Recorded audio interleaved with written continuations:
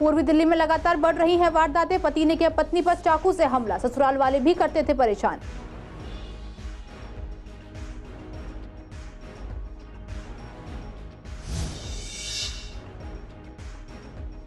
युवक ने फांसी लगाकर की आत्महत्या, मरने से पहले फोन में बनाया वीडियो, मंगेतर और उसके घर वालों को बताया आत्महत्या का जिम्मेदार।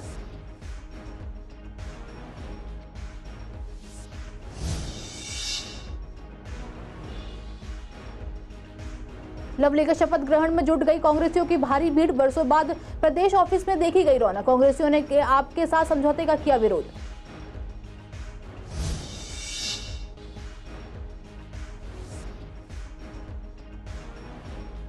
महंगाई अपने चरम सीमा पर, पूर्वी दिल्ली के लोगों ने बताया केजरीवाल के दावों को खोखला, महंगाई से लोग परेशान।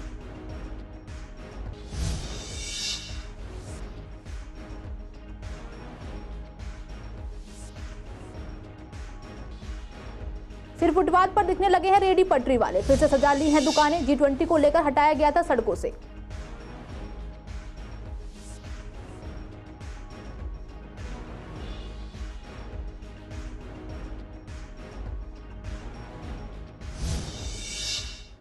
नमस्कार, आप देख रहे हैं CCN लाइव। मैं हूं आपके साथ काजल चौधरी। स्वागत है आपका हमारे खास कार्यक्रम पूर्वी दिल्ली खास में। कुछ खास खबरों के साथ करते हैं बुलेटिन की शुरुआत।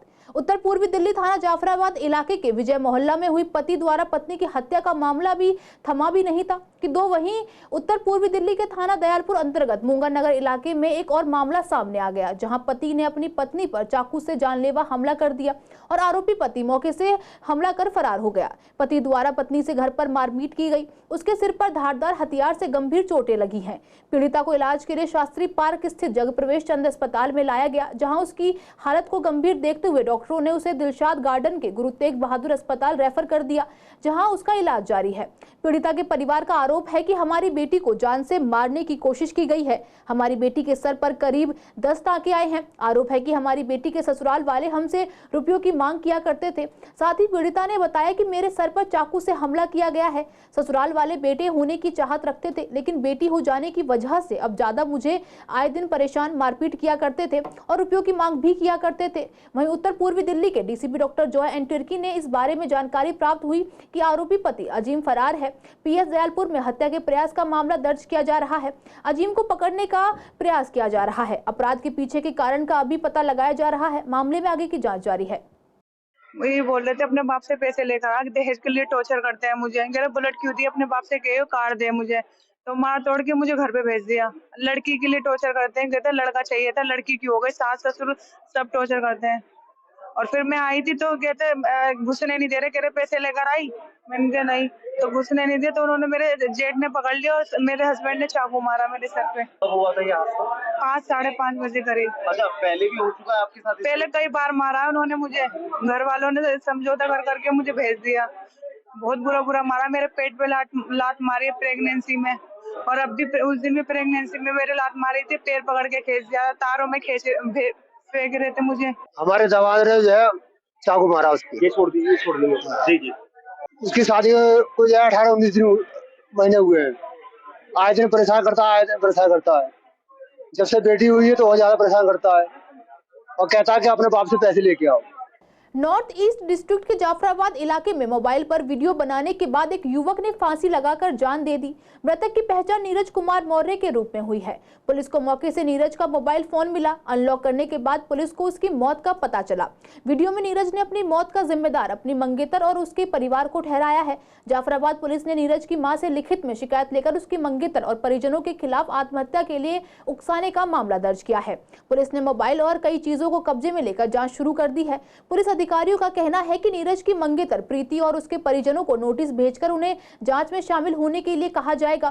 पुलिस मामले की छानबीन कर रही है। पुलिस के मुताबिक नीरज कुमार मौर्य मूल रूप से अयोध्या यूपी का रहने वाला था।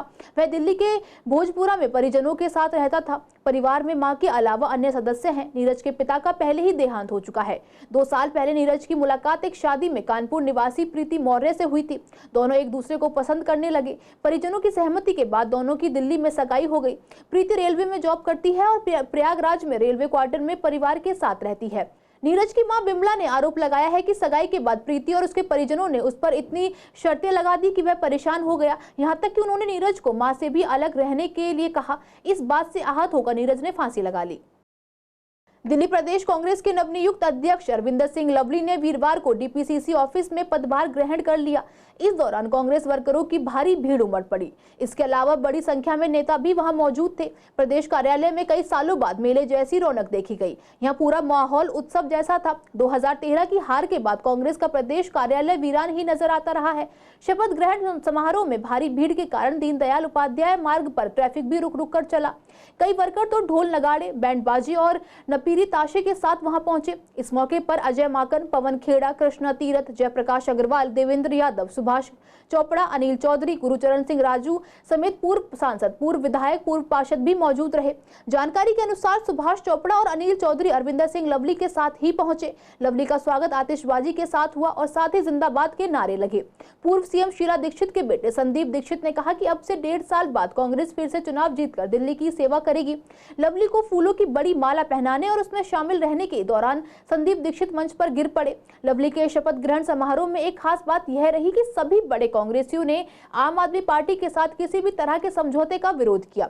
अजय माकन ने कहा कि मेरा दिल्ली कांग्रेस प्रभारी दीपक बाबरिया से अनुरोध है कि वह आलाकमान को यह संदेश जरूर दें कि लवली के नेतृत्व में कांग्रेस एकजुट होकर सड़कों पर उतरने के लिए तैयार है। हमें किसी का साथ नहीं चाहिए। जयप्रकाश अग्रवाल ने कहा कि दिल्ली में ना बीजेपी का योगदान और ना ही आपका। कांग्रेस का कार्यकर्ता सड़क पर उतरकर इन दोनों के खिलाफ लड़ेगा। राष्ट्रीय प्रवक्ता रागिनी नायक ने कहा कि अगर ऊपर से गठबंधन नहीं हुआ तो दिखा देंगे दिल्ली के कांग्रेसियों के खून में कितना लोहा है। अनिल चौधरी ने भी माना कि मेरी कमी रही है कि मैं सबको नहीं जोड़ पाया। लवली ने कर दिखाया। आखिरी सांस तक उनका साथ दूंगा। सभी शपथ लीजिए कि लवली और कांग्रेस को मजबूत करेंगे। महंगाई अपनी चरम सीमा पर है। चीजें महंगी होती रहती हैं। हालांकि कभी दामों में कुछ कमी आती है, लेकिन वो इतनी अधिक नहीं हो पाती कि लोग उसे राहत समझ सके।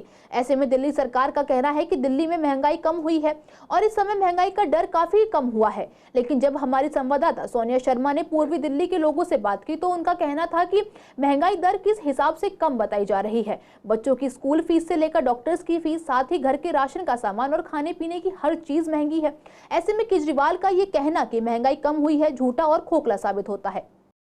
जैसा कि ये कहा जा रहा है कि दिल्ली में महंगाई की दरें कम हुई हैं, तो ऐसा तो नहीं कहा जा सकता कि दिल्ली में महंगाई की दरें कम हुई हैं, क्योंकि जो स्कूल की फ़ीस वगैरह हैं या बुक्स वगैरह हैं उन पर भी कोई चीज़ें कम नहीं हुई हैं, सब एज इट इज़ हैं। और आप ग्रोसरी कह लीजिए या कोई भी सामान, घर का सामान कह लीजिए, तो ऐसा नहीं है कि चीज़ें कम हुई हैं, कम तो नहीं हुई हैं। हाँ, पर ये कह सकते हैं कि इन दिनों थोड़ा सा सब्जियों के रेट में अंतर आया है। जैसे कि टमाटर 200 रुपये किलो था तो वो 30 और 40 चल रहा है। तो ये एक बड़ी अच्छी राहत है, क्योंकि कहीं ना कहीं किचन का जो बजट होता है वो सबसे ज़्यादा गड़बड़ा देता है हमारे पूरे घर के बजट को। केजरीवाल जी कह रहे हैं कि जी महंगाई नहीं है। क्या उनके घर में महंगाई नहीं है? तो उनके घर में फ्री के आती होगी सारी चीज़। हम तो खरीद के लाते हैं, हमें पता है कि महंगाई कितनी है। या कागजों में सस्ती होगी चीज़, हमें पता है। अरहर की दाल हम 180 रुपये किलो लेकर आ रहे हैं। 300 250 हमने टमाटर खाएँ, 30 रुपये किलो 30-35 प्याज है। बताओ कहाँ क्या चीज़ सस्ती है? तो लेके सब कुछ सस्ता हो गया। क्या सस्ता हो गया? देखो, टमाटर 300 रुपये किलो नहीं खाए, 180 रुपये किलो दाल नहीं खाई अरहर की, दूध 70 रुपये लीटर है, और ये बिजली महंगी। क्या सस्ता हो गया? केजरीवाल जी के घर में सस्ता हो गया होगा, हमारे तो कुछ भी सस्ता है ना। हम तो अब भी महंगी खा रहे हैं, तब भी महंगी खा रहे हैं, और केजरीवाल जी कह रहे हैं दिन पे दिन सस्ता हो गया, सस्ता हो गया। क्या सस्ता हो गया? हमें भी तो बताएं। G20 समिट के लिए जगह जगह सफाई और सौंदर्यकरण किया गया। फुटपाथ बने, कई जगह निर्माण कार्य भी किए गए। ऐसे में फुटपाथ और जगह जगह रेडी पटरी लगाने वाले लोगों को भी हटाया गया था। हालांकि अब जब G20 सफलतापूर्वक पूरा हो चुका है तो ऐसे में कई लोगों ने अपनी दुकानें फिर से सजा ली हैं। पूर्वी दिल्ली में कई जगह पर दोबारा से लोगों ने दुकानें लगा ली हैं। हालांकि कुछ दुकानदार इस मुद्दे पर बात करने से बचते रहे। वहीं कुछ ने बताया कि 3 दिन के कार्यक्रम के लिए तकरीबन 1 महीने पहले से ही उन्हें हटा दिया गया था, जिससे उन्हें काफी नुकसान हुआ। लेकिन खुशी भी है कि इतने बड़े बड़े देशों के लोग हिंदुस्तान आए। हेलमेट का काम करते हैं, ये सूरजमल बिहार में ने हटा दिए थे। 1 महीने के लिए। ये जो G20 का बाहर का मेहमान आ रहा था, इसलिए करके हम लोग को हटा दिया था MCD ने। ये MCD जो कमेटी की जो गाड़ी आती है ना, उसने हटवाए। नुकसान तो है मैम, क्या करें, नुकसान तो है। बाहर का भी मेहमान आ रहे थे, है कि नहीं, मेहमान तो मेहमान ही होते हैं। तो आप लोग क्या रोज कमाते हैं? रोज खाते, रोज कमाते, रोज खाते हैं। 1998 से यहाँ पे बैठते हैं। कुछ नहीं, कुछ नहीं मिला है अभी तक, तो कुछ नहीं मिला है।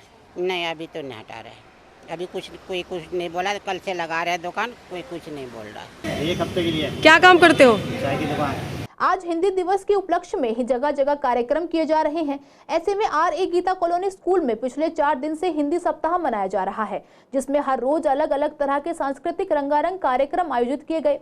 आज बच्चों और शिक्षकों ने साथ मिलकर प्रदर्शनी का आयोजन किया, जिसमें हिंदी की तर्ज पर सभी मॉडल बनाए गए। वहीं आयोजकों ने बताया कि इस तरह के कार्यक्रम समय समय पर होने चाहिए, जिससे कि हिंदी का महत्व खत्म ना हो और बच्चों को भी हिंदी की समझ रहे। इस कार्यक्रम में विधायक अनिल वाजपेयी, चेयरमैन नरेश अग्रवाल, स्कूल की प्रिंसिपल और कई मान्य अतिथि मौजूद रहे।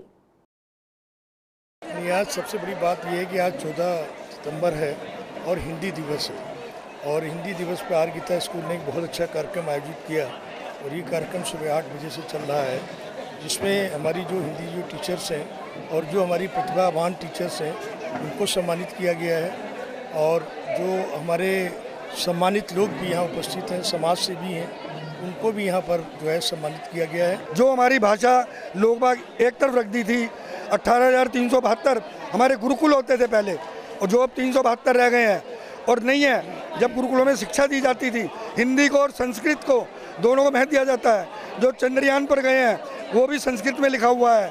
तो हमारे अंदर वैज्ञानिक है, हमारी पुस्तक जितने भी हमारे ग्रंथ हैं उन सब के अंदर ही वैज्ञानिकता है। तो मैं कहूँगा इस हिंदी को जितनी जल्दी लोग, अब जैसे मोदी जी ने भी कह दिया कि भारत, इंडिया नहीं भारत, तो भारत पे जोर दे रहे हैं और भारत वर्ष मनाया जा रहा है। और हिंदी दिवस के उपलक्ष्य में मैं नरेश जी अग्रवाल को शुभकामनाएं देता हूं कि ऐसे ही शुभ काम का प्रयोजन हमेशा करते रहें। मैं बच्चों को यही कहना चाहूँगा कि हिंदी को अपनाएं। हमारा देश हिंदुस्तान है, हिंदी हमारी मातृभाषा है। ये विद्या भारती के अंतर्गत चलने वाले विद्यालय RA Geeta senior secondary school Hindu Shiksha Samiti के अंतर्गत चलता है, और ये संस्था अपनी संस्कृति को पूरे विश्व में अपनी भाषाओं के माध्यम से, संस्कृत भाषा के माध्यम से, हिंदी भाषा के माध्यम से पूरे विश्व में अपने मैसेज को फैलाना चाहती है। हिंदी के मूर्धन्य जितने भी विद्वान थे, और विशेष तौर से इस विद्यालय के अध्यापकगण जिन्होंने हिंदी में 100% रिजल्ट दिया है 10वीं 12वीं में, उन सभी को आज अग्रवाल विकास मंच की ओर से सम्मानित किया गया। ये इतनी अच्छी प्रदर्शनी लगाई है, रंगारंग सांस्कृतिक कार्यक्रम हुए हैं। इस कार्यक्रम में कई हमारे विशिष्ट अतिथि आए हैं। तो आज इसका समापन हो जाएगा। हमने इसमें योजना बनाई थी कि कुछ प्रतियोगिताएं रखेंगे और कुछ सांस्कृतिक कार्यक्रम प्रतिदिन प्रार्थना स्थल पे होंगे। तो उसी प्रकार हमने ये कार्यक्रम आयोजित भी किया और उसका समायोजन भी यही हुआ। राजधानी दिल्ली के थाना हर्ष विहार के अंतर्गत सीमापुरी SDM ने उत्तर पूर्वी दिल्ली के मंडोली सबोली औद्योगिक क्षेत्र में आज सुबह तड़के फैक्ट्रियों में चल रहे अवैध समरसीबल के खिलाफ कार्यवाही की। प्रशासन द्वारा 6 अवैध फैक्ट्रियों के समरसीबल सील किए गए। इसके साथ ही एक फैक्ट्री में बाल मजदूरी करवाई जा रही थी, वहां भी छापा मारकर पुलिस की मदद से लगभग 5 से अधिक बाल मजदूरों को मुक्त करवाया गया और फैक्ट्री को भी प्रशासन ने सील कर दिया। सीमापुरी SDM मोहन कुमार ने बताया कि लंबे समय से हमको शिकायतें मिल रही थी कि उसी के आधार पर आज प्रशासन की टीम ने औद्योगिक क्षेत्र में अवैध रूप से चल रहे समरसीबल के खिलाफ एक अभियान चलाया, जिसमें हमने कई फैक्ट्रियों का निरीक्षण किया। उसमें से 6 फैक्ट्रियों में अवैध समरसीबल मिले, जिनके जरिए भूजल को बर्बाद किया जा रहा था। प्रशासन ने बिना देरी किए उन्हें सील किया। वहीं निरीक्षण में एक एल्यूमिनियम की फैक्ट्री ऐसी भी मिली जहां करीब 150 से अधिक कर्मचारी काम कर रहे थे। जब उनसे बात की गई तो पता चला कि फैक्ट्री संचालक ने उन्हें न्यूनतम वेतन नहीं दे रहा है। एक दिन के लिए उन्हें 200 से 300 रुपए मिल रहे हैं, जो कि न्यूनतम वेतन का उल्लंघन है। उस फैक्ट्री में काफी प्रदूषण था, जिसका सीधा असर श्रमिकों के स्वास्थ्य पर पड़ रहा था। उसमें लगभग 5 ऐसे अधिक बाल मजदूरी करते हुए पाए गए, जिनको प्रशासन की मदद से मुक्त करवाया गया और तुरंत उस फैक्ट्री को सील किया गया। उन्होंने कहा कि जो लोग नियमों का उल्लंघन कर रहे हैं उन सभी के चालान भी किए जाएंगे। मंडोली इंडस्ट्रियल एरिया है, इसमें आज मैंने 6 या 7 फैक्ट्री को विजिट किया और उसमें हमने एक फैक्ट्री में लगभग 125 से 150 लोगों को काम करते हुए पकड़ा। बिल्कुल अनहाइजीनिक कंडीशन था। मेटल स्क्रैप को सेपरेट किया जा रहा था और मेटल स्क्रैप को सेपरेट करना अपने आप में हजार्डस एक्टिविटी है, क्योंकि एक तो मेटल के पार्टिकल जो वहाँ के एम्बिएंट एयर में हैं वो अगर नोज के थ्रू लंग्स में जाता है तो जैसे PM10, PM 2.5 वाली बात होती है, आपको बीमारी क्रिएट करेगा, कैंसर क्रिएट करेगा।